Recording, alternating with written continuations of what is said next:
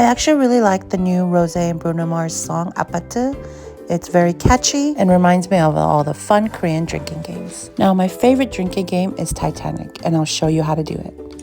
So you have a can of beer, and you're gonna pour it into a glass. My beer is overflowing here.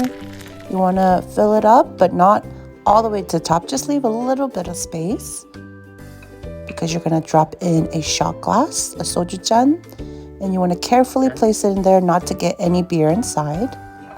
And you're just gonna pass around the soju bottle and everyone's gonna pour some in. I like to pour a lot in the bottom to just get the game started. You can pour as little or as much as you want, but the goal is not to sink it. Surprisingly, one round can last a long time. We played for quite a while before, and it just depends on how much everyone pours. With steady hands, you can even do one tiny drop. And we sunk it. So the person who sinks it has to take one shot. So you down the whole thing. You can see the shot glass underneath in there that's sunk.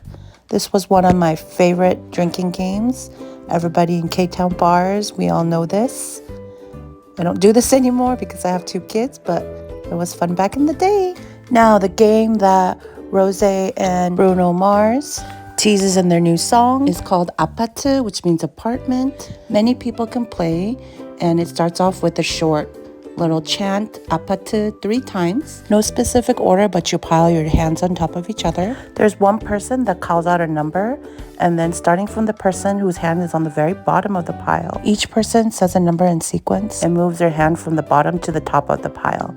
Whoever places their hand on top and says the number that one person initially called out, you have to drink. Simple but fun, and there's so many other games that are so much fun. I always like the 눈치 game and of course Titanic that I showed before. Comment below what's your favorite Korean drinking game. See you next time. Bye-bye.